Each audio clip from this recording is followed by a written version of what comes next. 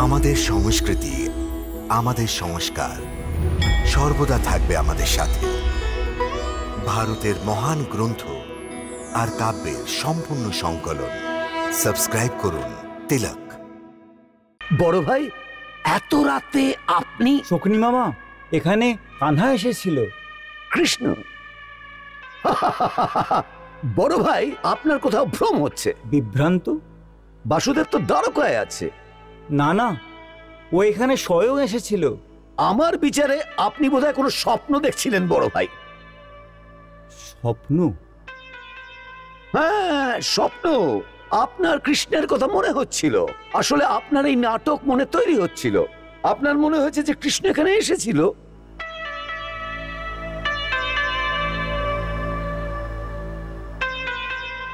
হতে পারে, হতে পারে।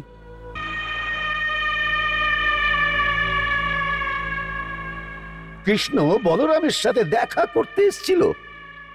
নিশ্চয়ই ওর কোনো চাল হবে। কৃষ্ণ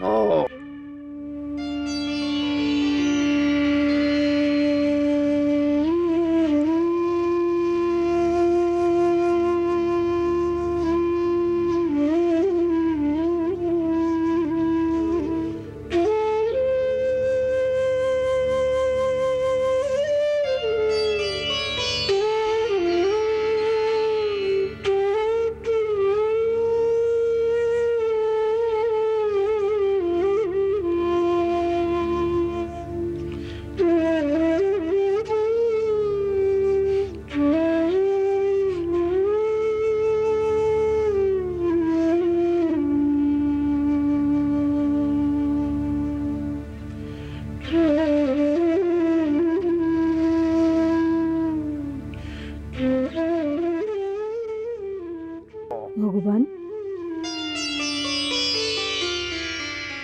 বলো দেবী। আজ আপনার বাঁশির সুর বড় অস্থির বলে মনে হচ্ছে। আমার মনে হচ্ছিল যে আপনি কাউকে বোঝানোর চেষ্টা করছেন। হ্যাঁ দেবী, আমি তোমার থেকে কোনো কিছু লুকাতে পারি না। আমি দাওভ্রাতাকে মানাচ্ছিলাম। তার থেকে আমি বিনতি করছিলাম যে ও দ্বারিকা বাপস চলে আসুন। এর অর্থ আপনি হস্তিনাপুরে গিয়েছিলেন? দেবী, শকুনি মামা যে আমাদের সোজা সরল দাওভ্রাতাকে জালে ফাঁসিয়েছে, এই জন্যে তাকে সাবধান করতে গেছিলাম। কিন্তু দাওভ্রাতা আমার কথা বোঝার জন্যে তৈয়ারই নেই। এতে আপনি এত ব্যথিত কেন হচ্ছেন প্রভু? ব্যথিত? তুমি তো জানোই যে মানবের ভূত আমি এবং ভবিষ্যৎ আমি। এই পৃথিবীর নির্মাণ আমিই তো করেছি। আমি সূর্য, আমি চন্দ্র, আমি বাতাস, আমি অগ্নি। প্রকৃতির সমস্ত জায়গায় আমি যে বিরাজ করছি। আমি বর্তমান এবং ভবিষ্যৎও আমি। সেই জন্যে ভবিষ্যতে যা কিছুই হতে যাচ্ছে ওটার আমার আগে থেকেই জ্ঞান আছে। সেই জন্যে আমার মনে ভয় উৎপন্ন হচ্ছে দেবী। আর দাওভ্রাতাকে আমি বোঝাবার জন্যেই আমি এই জন্যেই গেছিলাম। কেন কি ভবিষ্যতে অনর্থ হতে যাচ্ছে, ওর চিন্তায় আমি ডুবেছিলাম। আপনি ভবিষ্যতের চিন্তা করছিলেন? কিন্তু প্রভু, একটু বর্তমানের কথাও তো ভাবুন। হ্যাঁ, আপনি বলেছিলেন সুভদ্রা আর অর্জুনের সম্বন্ধ হবে, কিন্তু আমার তো কোনো লক্ষণই চোখে পড়ছে না। দুজনের মনে আপনার মায়া প্রেমের বীজ তো বপন করে দিয়েছে, কিন্তু আজ পর্যন্ত দুজনে ওই প্রেমকে ব্যক্ত করতে দ্বিধাবোধ করছে। তাহলে প্রণয় কি করে হবে? আমার তো বিশ্বাস হচ্ছে না। এই সম্বন্ধ তো অবশ্যই হবে দেবী।